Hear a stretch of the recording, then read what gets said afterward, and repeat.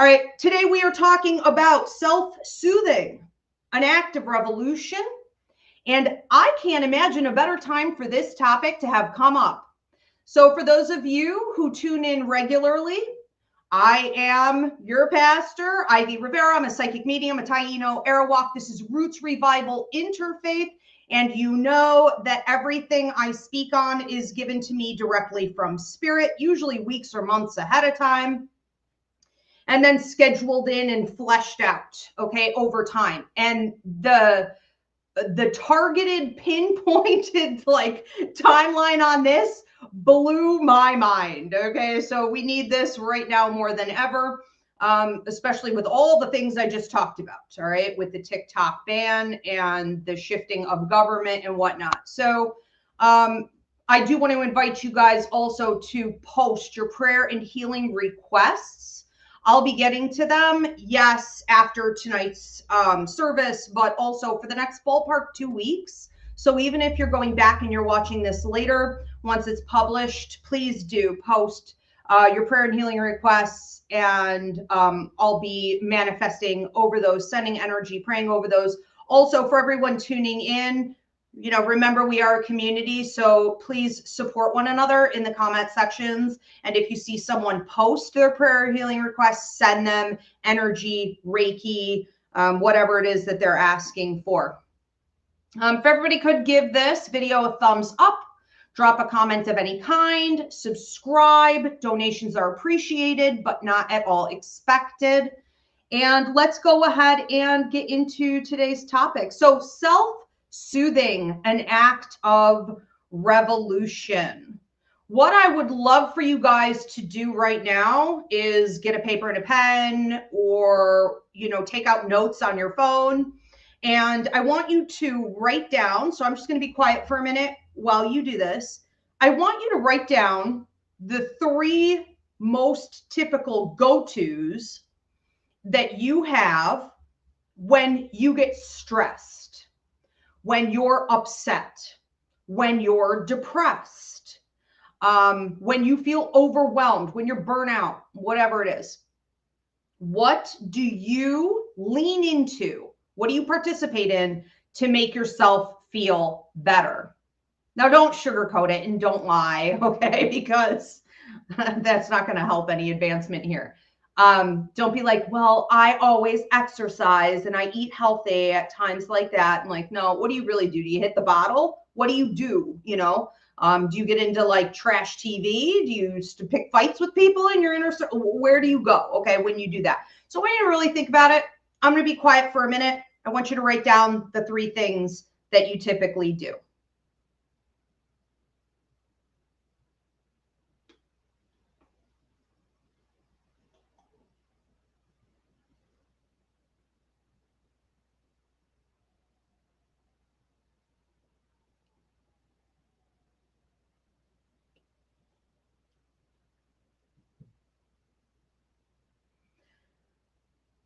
Okay, let's go ahead and share that list.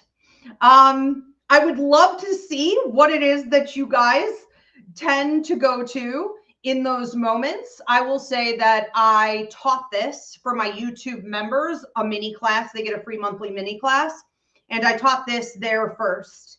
And my current list of things that I go to feel better were much improved from my old list from not even 10 years ago. And it was almost embarrassing to look at. But, you know, I had a lot of really bad habits that I have been working hard over the last decade to come out of. And it's not easy. But yeah, I would love to see at the end, I'm going to sort of go over your lists. But what I really want you to be paying attention to on your list is what things you do that you feel are going to make you de-stress, decompress, less depressed, whatever it is. And all of those things on that list that are outside of you, whether that be smoking pot, or that be eating the gummies, or that be alcohol consumption. And yes, a few glasses of wine every night counts. If that be promiscuity, that be video game playing, that be, like I said earlier, maybe fighting, picking fights. You know, what do you go to? Is it porn addiction? Or do you have healthier habits? Are you talking it out with a friend or a therapist? Or are you writing? Are you creating artwork? Are you dancing? Are you walking or exercising? You know, who has a shopping addiction? You know, maybe do you go right to like Amazon or, you know, to the mall the minute you start to feel like garbage? You know, pay attention to these things. So what we're talking about and really focusing on today are all the things that we do outside of us that are mostly about consumption in some way. And we're going to talk about how we got to be that way, why so many of us have only those things as our go-to remedies, and how we can break those chains. So the first thing to understand in regards to how did we get here? How did we get to a place, especially here in America, but I would say in most modern day societies, where we look outside of us for remedies, you know, to numb out, to escape, to avoid our issues instead of processing the way we are thinking and feeling, especially when we're stressed. So how did we get here? Well, number one, colonization put us here. Let's use today America as the main example, since I'm American and I think most of my viewers are. So we have colonization in America, for example, that would have forcefully disconnected us from everything that was beneficial to us. So with colonization, you no longer connect to your community. You no longer connect to your original faith. With colonization, we saw Christianity and Catholicism come in and force, let's say, indigenous people, native people, all walks of life. Everyone was forced to abandon their true faith, their roots, and their community, their tribe, to adapt, to stay alive. So they joined the cult of Catholicism, the cult of Christianity, and ultimately the cult of capitalism. Okay, so what was at the base of all of that? Also, the patriarchy. So we all detached from feminism. We all detached from the matriarchy. We all detached for survival from embracing anything female, anything relating to girls or women. And we villainized that. So we lost our humanity. We lost our connection to the environment, to the universe, and again, to any form of spirituality that's real. Right? Now, what happens when you do that? Well, when we all essentially sold our souls to join that world of colonization and patriarchy and capitalism and religion, right? The Christian religion, when we all did that just to stay alive, what happened was, right, our great-great-grandparents, they had no more help. When you don't have a community, you lost your tribe, you lost your faith, you're essentially broken and you sort of sold your soul, you know, you have nowhere to go for real help. You have false help, false idols like the almighty buck, like the government, like priests, but you don't have real help anymore. And you certainly don't know in time, generation after generation, how to go inside yourself, tap into your higher mind, and find help within. You lose your position of power in your own life. Okay, so it's a form of psychological warfare. And we see that step number two, all of this disassociation, all of this divide from ourselves, from one another, from humanity, from the earth, it made us sick. That was inevitable, that it was going to make us sick. And that was their goal. People in power, in these systems of power, wanted us sick. That way we became reliant on them for the cure. And quite literally, this is exactly what we're looking at, ironically, with the TikTok ban right now, right? Trump created the disease. He wanted the TikTok ban, and now he's stepping in to become the cure. It's a narcissistic tactic, the most commonly used narcissistic tactic.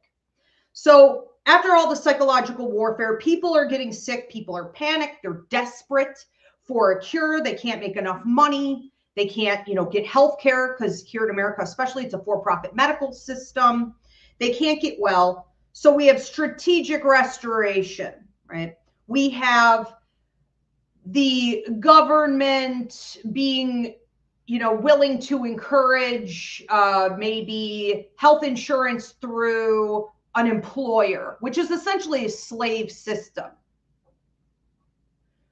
And we have all of these systems set up to keep us reliant upon, for money, for a roof over our heads, for health insurance, for any kind of like loans. We are completely absorbed into that system like a slave system. Now, they have step number 3, strategically increased our reliance upon them. So when we see things like the lazy mentality, that the poor in this country are lazy, they're slobs, they're not working hard enough. And this toxic American system has made the entire world believe this, about us. We don't eat healthy food because we're, fat slobs who hate ourselves and our bodies and we don't want healthy food. No, we have food deserts and we can't afford fruits and vegetables. It's not that we don't want to be educated. We don't have a free education system. We have to pay for all of that, right? It's not that we want to be unhealthy. We don't have health coverage, so we can't get medication. We can't really take good care of ourselves. Only the elite are eating the fruits and vegetables and educated and healthy and can have what they need, right? And it gets in time worse and worse and worse. And the divide between the rich and the poor gets bigger and bigger and bigger until we end up with where we are today. And we are realizing on the poverty end of the spectrum more and more every day what's really going on, how sick this system of reliance is. And the different ways we've been programmed and brainwashed into this cult-like system, right? To hate ourselves and to hate each other and to compete instead of live in that original community that we were cut off from. So these ideas that you're lazy, redlining with the residency, credit scores. America's like the only thing in the world that has a credit score system. Good luck if you're black or you're brown having a decent credit score. It's literally designed, okay, to keep groups of people out of being able to ever attain wealth. Therefore, they cannot create generational wealth. We've got things like DEI or affirmative action, that's usually just dysfunctional anyways. But systems set up to create an illusion that the government is balancing the playing field. Not teaching real history in the only free educational system that we get, which is like, elementary, middle, and high school. History isn't taught. Literally, it's not taught. False history is taught, right? White Christian male heroes. That's all that's taught. So these are all ways to keep you trapped in the system, believing these falsehoods, being reliant upon the government, the religion, the patriarchy, capitalism, and creating competition, okay, among us. It really creates a system ultimately too, before I move on, where men have to compete with one another to achieve, attain, and women have to consume and self-hate. Now, this is where the big money comes in. This is why every time you're feeling bad about yourself, you're stressed, you may feel like it's taking an immediate blow to your self-esteem. It's not something that happened to you. It's almost like we harbor it, like it's who we are. We are failures. We are bad. We are fat. We are aging. We are unattractive. And we start consuming automatically. And we're surrounded by social media and advertisements all over the place. You can't even drive out in the middle of the country without crossing a billboard, for some ridiculous, don't burn in hell, turn to God now sign, or some weird plastic surgery with this bleach blonde with gigantic watermelon boobs, or like some vaping thing. I mean, it's ridiculous. It's literally coming at you from every angle all the time. And so when we crack, it's what we tend to go to, because this starts at childhood. They used to put billboards right outside. I think that was cut off in 82 or 87. But the billboards for the smoking ads, Joe Camel and whatnot, will go right outside the schools, especially in the poor neighborhoods. Okay. And like advertisements and billboards for alcohol consumption, right? So this is all targeted from the time you're born. So ultimately, what we're trying to do, what these systems are designed to do, is uphold white supremacy. And it's about self-hatred. It's about anything that isn't that, right, is going to lead to self-hatred and pushing other people down to keep white supremacy up. We can't have nice things here in America. That's why we can't have health insurance, free education, okay, help with child care. We can't have nice things because of white supremacy. And because at the root, the white Christian male, okay? So if people aren't crabs in a bucket, with each other, pushing each other down and dog eat dog and trying to consume and consume and consume to create that illusion of wealth and whiteness, it's proximity. As close as they can get to it, they'll do anything. They'll sell their soul to get close to it. And that brings us to where we are now. Okay. We have very little ability. I would say the average person that I see, whether I'm dealing with clients or I'm dealing with students or I'm looking at my own history or I'm looking at friends. I hate to admit it sometimes, but I'm like, whoa, we have very little ability to self-soothe, very little interest in learning self-regulation. But we typically instead turn toward these things I mentioned: consumption, shopping, even like makeup, plastic surgeries, alcoholism, drug addiction, tuning out, avoidance, escapism, sex addiction, porn addiction, all types of things, okay? Which again, just feed the division between us and the division within us. So we really don't know ourselves anymore, and it's really sad. We have zero coping mechanisms for the most part. So what's next in all of this? The next step, hence the title of today's service, is the revolution itself. And when I refer to self-soothing as being revolutionary, I'm talking about the power you take away from these systems of control when you no longer need them. When you learn how to identify that you're burnout, you're stressed, you're depressed, you're going through something. And instead of running to those outlets, that consumption, you're going to create new tools that you can use and apply them regularly until it becomes a habit, a new way of life, like a tick.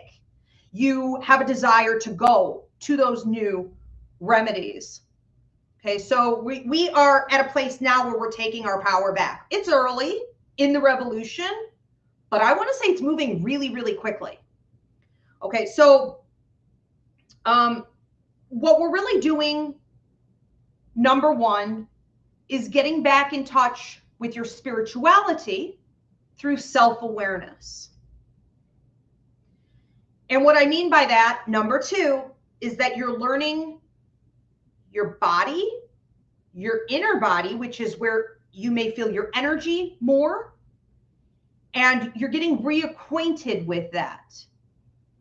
I taught a class on empathic awareness last week, and I had a student in there who said about an exercise we did where we just went into our bodies to see how we were feeling from the top of our heads down to the bottom of our feet.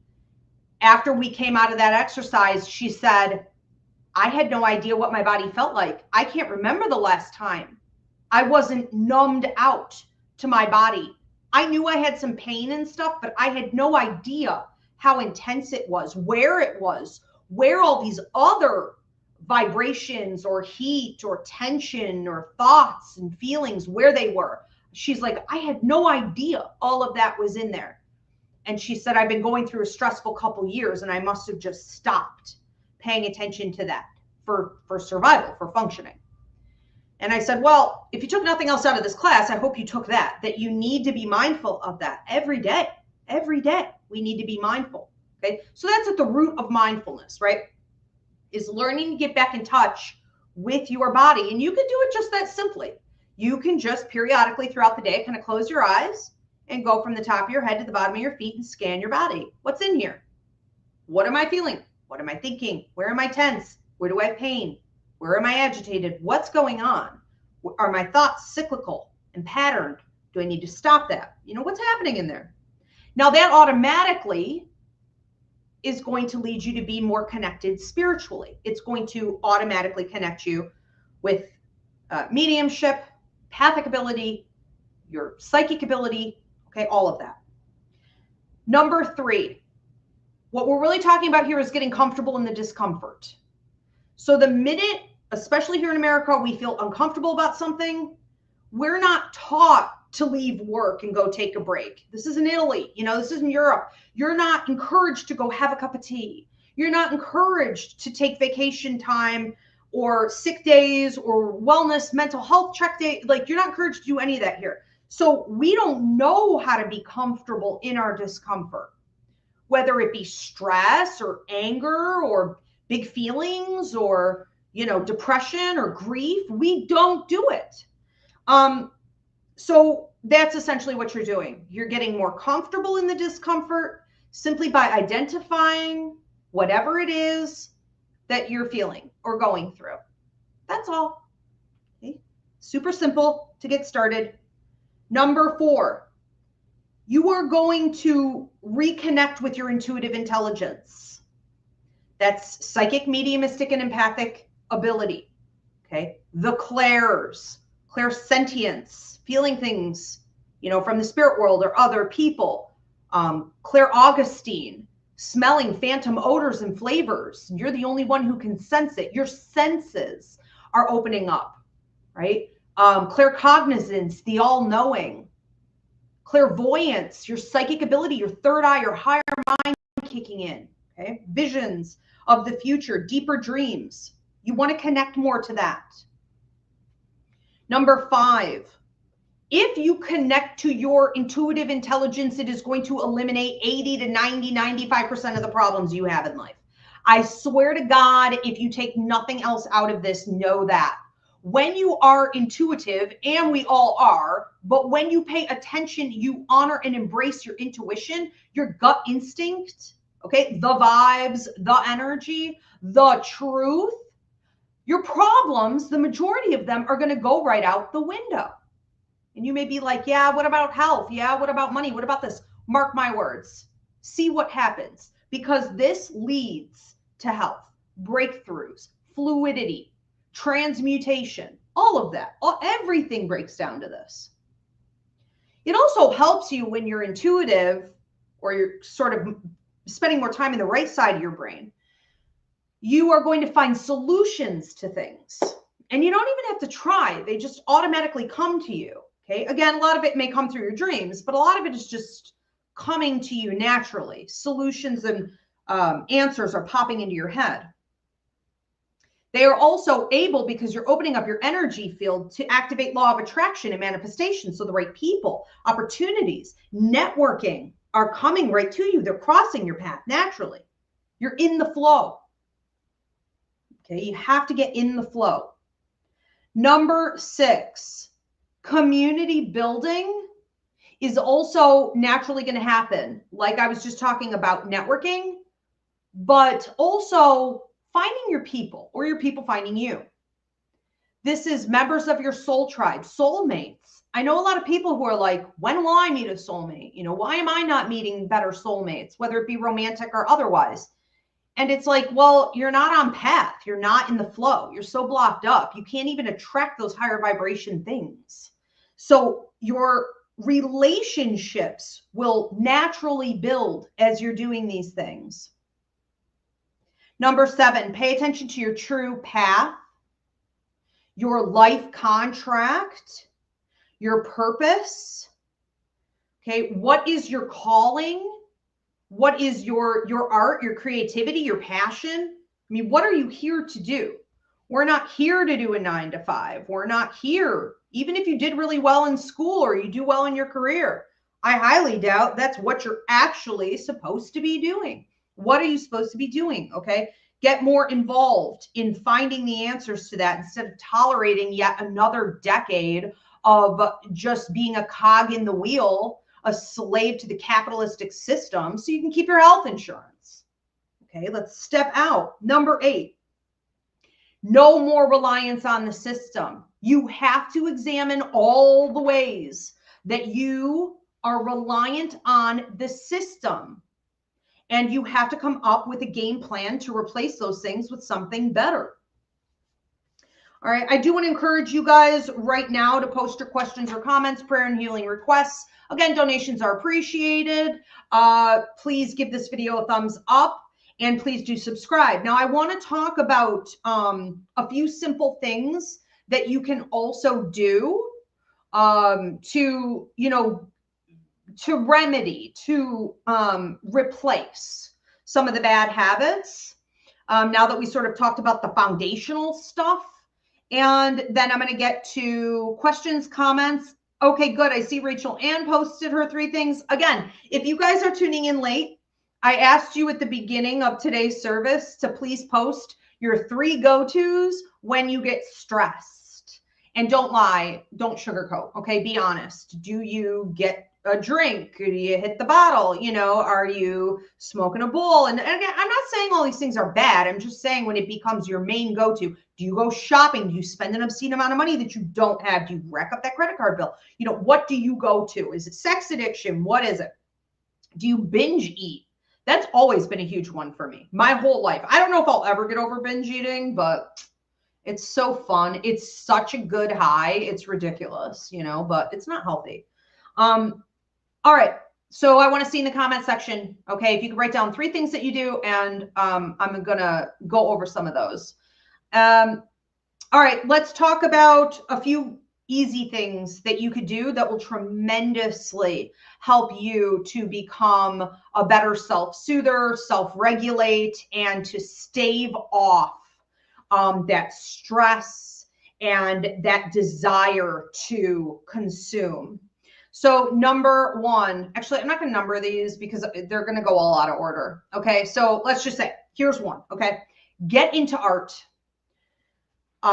get into crafting. I don't care if all you could draw are stick figures, okay? You need to, or the painting classes that they have like sip and paint. If it's something you enjoy, a pottery class, get some mud and get on a wheel and see if you can throw a bowl. Who knows what you can come up with? Sculpture, okay, dancing, acting. There are a ton of community groups, singing, literally taking up an instrument. Find something artistic to do or craft and make it a regular part of your life. I think my new thing is going to be getting some of those glitter pens I keep seeing on TikTok. There's like 16 of them. They're beautiful. And like getting a coloring book, because I think it's going to be meditational for me. And I haven't colored in a million years, right? And so whatever, like, is there a point? No, but whatever I color, I'm probably going to like put up on my bedroom walls or something and like feel pretty great about it. It's an outlet. But we need to bring more art and crafting into our lives. Also, teach that and encourage other people to do that, especially if you have children. My father was an artist, worked for the Pentagon, was absolutely brilliant. His paintings, his drawings of people looked like photographs. He blew my mind, okay? And when I was little, I remember some of my earliest memories are being like in a diaper with like naked with my brother and him picking us up and putting our feet in different colors of paints and telling me where to put my hands. And I would put my hands in paint. And then he would have strips of paper out and we would place our hands and feet in different body parts and do all this weird shit. I don't know what the hell he made out of those, but anyways, we were taught how important art was and that you can make a career out of it, that it's not something we do as little kids for like entertainment. It's supposed to be part of our lives and our culture. And that's really in large what's missing, is that we don't connect, through music and art in the way that we should be in writing. It's seen as lazy, sloppy, a cheap way out, right? Undeserving of money and attention, and it holds no value. That's sick. That's really sick. Also, I just want to say, if you're doing any kind of artwork, like I'm a writer, I didn't get my father's artistic ability per se, but I did get the writing gene, and I do a lot of automatic writing, and I watch artists do this all the time. Again, that's why I'm getting back into coloring and things, because when you're writing or you're painting or you're dancing or you're speaking poetically, whatever, dropping a rhyme, you're doing whatever you do, right? You are going to have automatic channeling. It's something bigger from the universe coming through you that needs to be shared with the audience, with the people, right? Or for your own healing. So it helps to reconnect you back to intuition. Okay, again, this is all connected. Number 3, I guess we're on. Again, I said I'm not going to number these, but create an activity. I kind of touched on that earlier, but on a more serious note, you need to be walking at the very least like 15 to 20 minutes 5 times a week. You need to be doing an aerobics class several days out of the week. You need to be in some form of resistance training or like a dance class or something. You need to be moving. So when stress builds in our bodies, it is a given that you're not going to be sleeping. You're going to mentally deteriorate, which means you're going to eat more trash. You're going to need to consume more carbohydrates and sugars, right? It's just down, down, down we go. We're more aggressive. We're just not capable of making better, healthier choices when we haven't been expelling all the negative energy on a regular basis all week. And something as simple as walking, right? You don't even have to walk fast. Walk the dog, walk someone else's dog, get paid, be an entrepreneur, start a new business. Okay, but you must move. You have to move. Another one is getting in touch with nature. There's a ton of research on this about how living by water, right? Or I think the research is about like water people, people who live something within like a 10-mile radius of water. They are more creative, they're happier, they're healthier, they have less like heart disease and just all kinds of things. Stress reduction, there's a reason for that. I believe it was like they're more left leaning or like more community oriented and things like this as well. So I'm not saying you have to go move to the water or become like a fisherman or camp constantly, but I think that if you can create a space where you are getting in touch with nature every single day, at least a little bit, you're going to feel a ton better because it does the work for you. Like with exercise, but with nature, it just pulls the negative energy out of you. Your dog or your cat also does this, okay? They're pulling the negative energy out of you. So going barefoot in your yard, hugging a tree, bringing more plants inside your house, taking your yard, even if you have a really teeny tiny yard or you only have a little porch or something, can you get some plants and like a Buddha fountain, where you have like water running that way, okay? Put that in your office space, put it in your cubicle. There are a million things that you could do to incorporate more nature, but it's going to fix it for you, a lot of the stress. We need to have more community, and I'm not saying you have to share your feelings or your deepest, darkest thoughts, or you have to really do a tremendous amount of intimate exchange with people, but we need an increase in community exchange. So I don't care if you're doing this with acquaintances, coworkers, online, at a new class that you're taking, or with a hobby, or you're finding a way to talk more with people in just even this simple, sharing your ideas, sharing your opinions, just sharing your perception on things. Okay. Again, it doesn't even have to get super personal, but share with others. It's going to help, and it will lead to more solutions coming into your life, and it will lead to deeper levels of intimacy with people. So these may turn into, friendships. Get educated. Okay. And this may be the biggest one, although it may stress you out even more. If you're educated on white supremacy, if you're educated on the root of all the evils that we have, all this disconnect, all this avoidance, all this consumption, all this illness, all this disgusting dog-eat-dog profit, where did it come from? White supremacy. Okay. The Christian white male is at the root of everything. And if you don't identify that, if you don't get educated on the history behind that, how it's happening right now, and how you are directly either profiting off of that, feeding that problem, and probably simultaneously being abused by that system, you haven't even started the journey of mindfulness. Okay, this is the base. It will show you why there's so much hatred that's been ingrained in you toward other people, okay, as well. Once you learn those things, get loud about it. Go educate others. You don't have to have a PhD in white supremacy. Go educate others. You learned this fact today. Go tell someone else. Go post about it online. Get loud, okay? Don't hold it in. Share.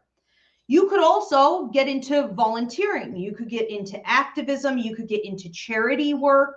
I think that so many people who are miserable, who are struggling with addiction, who are fighting off these bad habits, they don't really give anything to anyone else. They don't really talk. They isolate a lot. They don't really share their ideas. They don't share their wisdom, their skill set with other people. I never see them volunteering anywhere, and there's so much loss and lack in the world. not just in America, everywhere. I don't really see them getting involved in activism. Now they'll bitch and they'll moan and they'll complain and they're miserable cows about everything, but they're not ever trying to really fix it by showing up and doing the work and getting their hands dirty. Roll up your sleeves and go do something. I don't care how big or how small, but once you get started, that energy exchange is kind of addictive, okay? And you may find that you are feeling worlds better and your world is opening up because you're contributing to others, okay? So get out of your little world and go create a bigger world. Therapy. I would recommend, if you struggle with the things that I talked about today, say you take all these tools and you're like, oh, wow, that was some really good advice. I think I'm going to subscribe to her channel, you know. Say you take all this and you're really trying to apply it and you're like, oh my God, I can't break habits. I can't create new habits because I can't break the old habits. I can't seem to unblock or detox. Like, what is wrong with me? You may need some therapy. You may need some trauma therapy. You may need some, new tools for behavioral modification. You may need to release some stuff that you didn't even know was there, and a good therapist may be able to help you with that. You may also have a disorder. Maybe you're neurodivergent in some way, and these types of things are not that easy for you to do. You need a little extra help. So don't be afraid to seek out the good things that the medical field has brought to us, right, in getting that help. But don't feel like you have to just keep struggling and stay like a mouse on a wheel, okay? And the last things, two things I'm going to suggest here, you guys probably hear me say a lot. When I talk about when you wake up in the morning and you should spend the first 10 minutes of your day with your cup of coffee, with your guides, with your ancestors, your angels, your deceased loved ones, right? And you sit quietly for about 10 minutes and you ask these three things. What pitfalls can I avoid today? What should I be focused on today? And how can I be of service? I tell you guys to do that all the time because it isn't just connecting you with your higher self, your true purpose and path, and obviously the spirit world, but it's helping you to get control of your life. It's putting you in a position of power. So you're less subservient to looking outside of you for all the answers, for all the solutions. You're less passive and you're not as likely to consume, okay, and indulge in these things that aren't good for you because you feel better. It's 10 minutes, okay? I would also, on that note, review your dreams from the night before. Keep a dream journal because your dreams are your roadmaps, okay, for your life. Look up the symbology. And the last thing I'm going to say is create an altar. Now, if the word altar seems weird to you, create a memorial space. If that also seems weird to you, create a future vision space, okay, or a space of things you love. We can find a tremendous amount of strength effortlessly when we have an accumulation. And I would recommend you put this right by your bed. So it's the last thing you see at night and it's the first thing you see in the morning. When we have an accumulation of like images, pictures of the people who loved us, who passed on, ancestors, things that remind us of our roots, our tribe, our true faith, because I'm sure you didn't come from Catholicism and Christianity, right? What are your real roots? If you have also the things that you've collected that the universe has sent to you or spirit has sent to you, pennies from heaven, the feathers that have crossed your path. I collect little ivy leaves when they pop up in weird places. That's from my guides. If you've collected, like dollar bills or whatever it is, okay, that's important to you. And I would love to hear in the comment section, what objects, what symbols get sent to you to uplift you and to keep you going in life? Well, we collect those, but what do we do with them? We really should create some type of an altar or a memorial space, like I said, right? A collective space where we have all these things together to remind us of the support that we have in the universe. Okay. And you can also fill that space with things that you love, things that you're working on or working toward, passions that you have, things that you want in the future, you know, your manifestations. It's kind of like a vision board, right? You're keeping everything collectively together. And again, it's going to be the last thing you see when you go to bed at night. It's going to be the first thing you see when you wake up in the morning. Put it right near your bed. Okay, we are going to get on to questions and comments. If you guys have not already posted your questions or comments, please do so now. Also, post your prayer and healing requests. I will be getting to them after we're done with the service tonight. I'm asking everyone else, also everyone in the comment sections. We are a community. This is a church community. Please pray and manifest and send energy or healing to everyone else in the comment sections. And for those of you watching through video later, I will be going over this for about 2 weeks in the comment section. So drop those. All right. Let me try to get to the comments and questions here. This is my first time using this new platform where we've got everything collectively here under StreamYard. So hopefully this works. Let's see.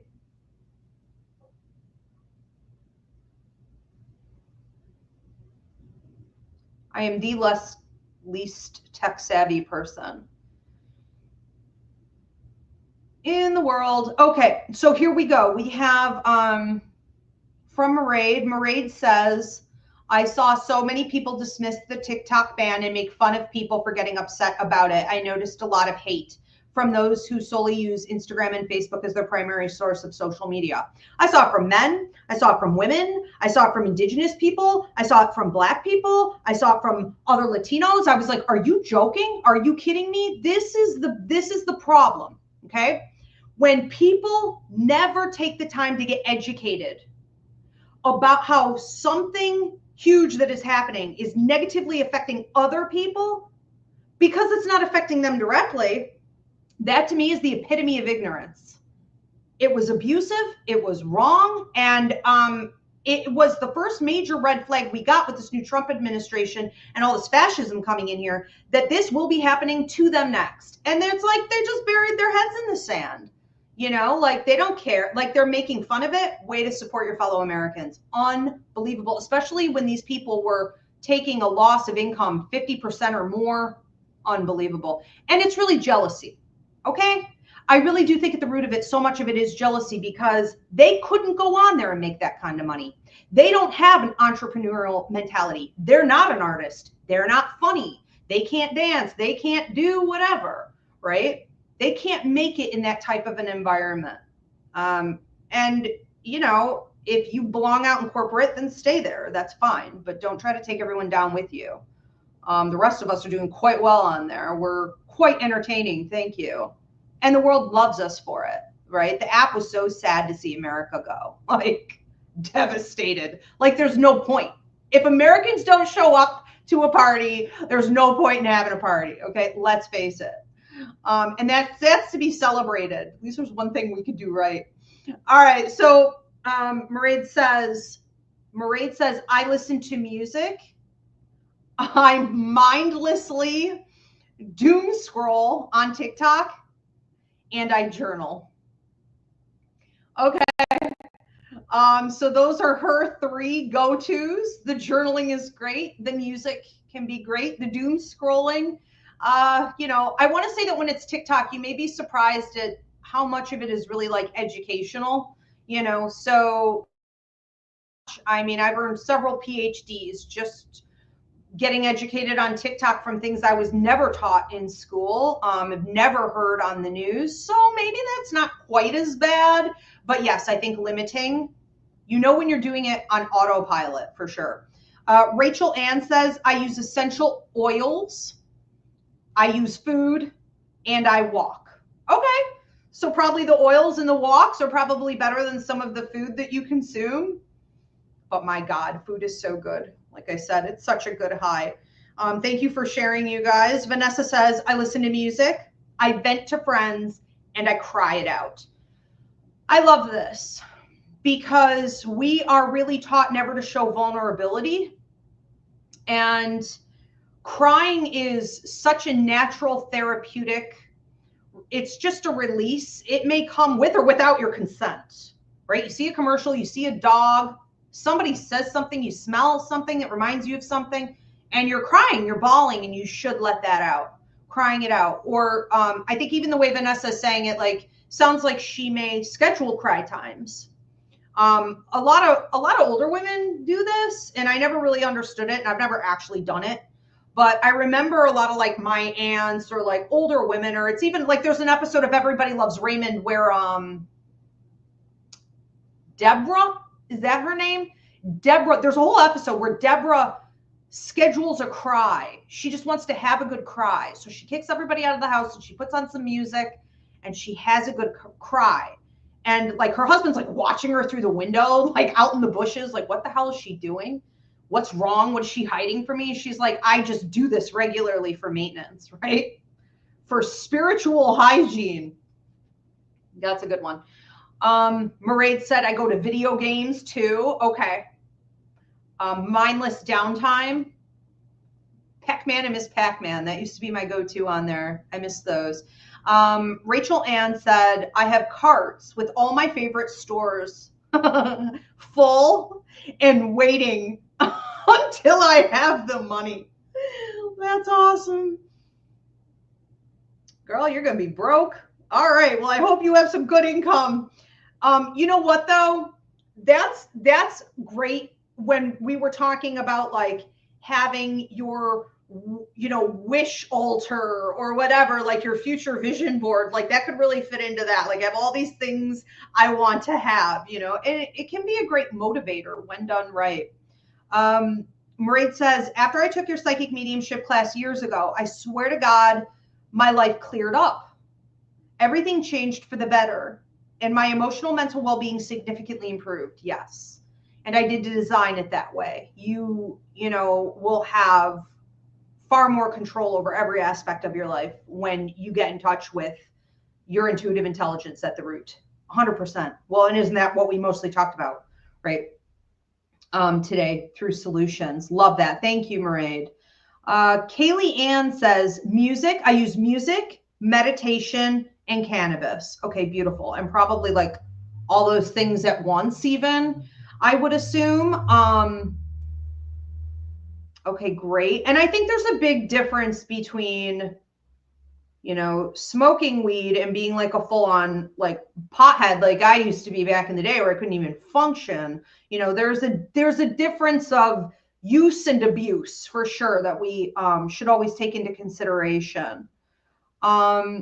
Okay, Find Your Feathers says, I use junk food, lose focus, and I vape a lot. Uh-oh, okay. So there it is. Okay, raw and uncut here. Yes, the junk food is, I think, sort of, again, when I keep talking about food as being like the ultimate high, it's a quick rush because you got the flavor, you know, it's immediate. It's almost like a dopamine hit. I mean, and if it's sugar or things like that, depending on what you eat, it could literally be a rush to the body. It's comfort. Yeah. Losing focus and then vaping a lot. Well, smoking of any kind, right, is going to be a huge no-no, but that may be, and for many of you, the hardest habit to break, especially if you went from like smoking cigarettes to vaping.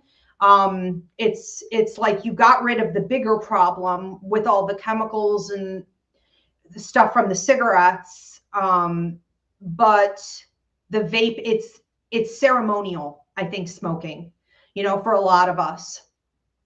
And it's also, this may go hand in hand with you losing focus. And Featherly, I'm not trying to prescribe or diagnose, but I did find that people who are neurodivergent, especially with ADD, they tend to be the biggest smokers out there or the biggest vapors out there because it helps them to stay focused. And there's research on this. Interesting. Miss Subi says, my go-tos are naps, a good movie, and sweets. Okay, that's so cute. I wish I could nap. Yeah, I think, you know, when I was looking for memes to post about this service, There were a ton on sleeping and naps and escapism, right? Just through sleeping.